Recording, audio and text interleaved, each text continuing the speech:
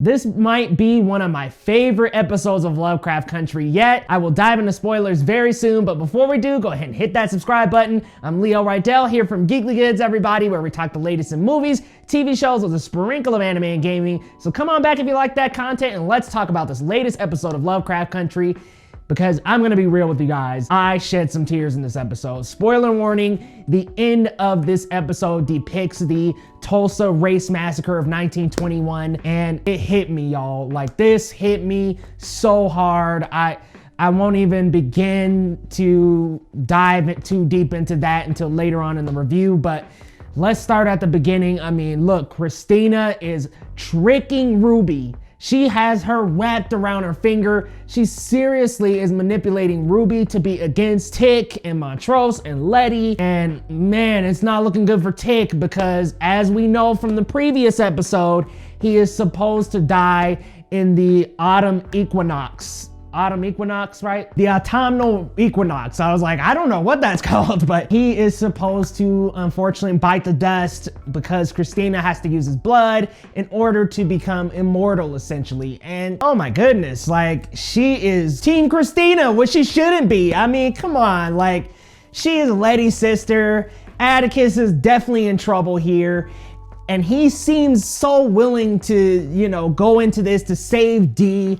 And all of this episode is, of course, to get the Book of Names to save Dee, which she had a curse put on her in the previous episode. And geez, there's a lot to go through for this, but totally understandable, because I feel the same way. I'm like, I would go through hell and high water to save my cousin and my family. So I completely understand. They travel back to 1921. Hippolytus shows back up, helps them get back to 1921 through the same device her and Tick traveled through, which is actually this multiversal device, which is absolutely nuts. They travel back in time to 1921. Letty, one part in this episode, is walking along the street and they start shooting at her. White men start shooting at her. And that is horrifying. So that is that horrifying racist behavior that is the horror of this show. And Atticus and Montrose have a phenomenal few moments in this episode. Gotta give it up to Michael K. Williams and to Jonathan Majors. They do such a dynamic job with the father and son relationship. It is so emotional.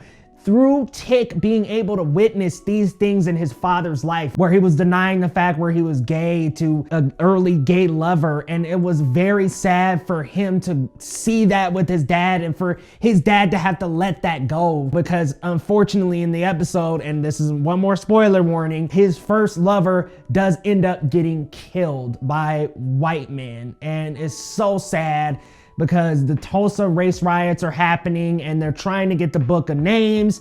Letty ends up running into her son's great-great-grandmother, so Tick's great-grandmother, and having a conversation with her about why exactly they're there and what she's looking for the Book of Names for, and the unfortunate situation that's about to happen. And she reveals to the great-great-grandmother that she has to die in order for her great-great-grandson to live.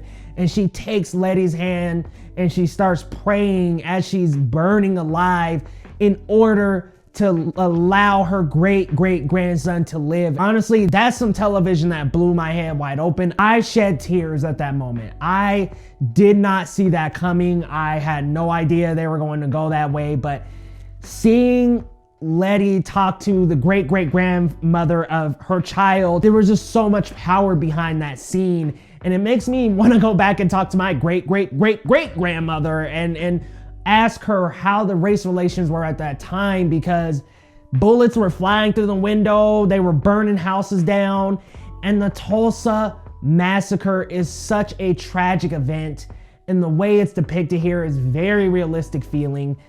It's so upsetting to see a Black Wall Street fall, where you have all these businesses and you have blacks succeeding and living a great life, and unfortunately it comes to a screeching halt after this massacre, which it is a real massacre.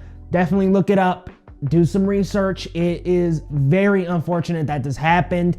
It's something that my history class didn't teach me, and I don't really think it's in standard history classes. Maybe it will be now, but the awareness of this was really brought into popular television with Watchmen, and now here we are with Lovecraft Country talking about it. So it's great that they're bringing awareness to this unfortunate and very tragic event, and the way they depicted it was crazy. Journey Smollett even hurt her arm walking through the fire. She has a picture on Twitter of like a bruise on her arm, and man, I just give it to this cast. They are incredible actors. Michael K. Williams and Jonathan Majors had hell of a moment in this episode. There is a sequence that sets up this time paradox that happened when they traveled through time. Tick was actually the guy who saved his father and his uncle's lives. His dad is standing right next to him saying, there's a guy with a baseball bat that saves us and says, I got you, kid. And that is Tick. He was the guy. He was the random guy. That time paradox was amazing. And the fact that the bat was right in front of him, he picks it up, he goes and saves his father and his uncle when they're in their younger age and tells them, I got you, kid. That was such a crazy, amazing written note there. Like, that was just written so well. I love that sequence, and I love the idea of creating these time paradoxes. So I just loved this episode of Lovecraft Country. Christina's definitely got Ruby wrapped around her finger. They got the book of names. They're back in the time they should be in.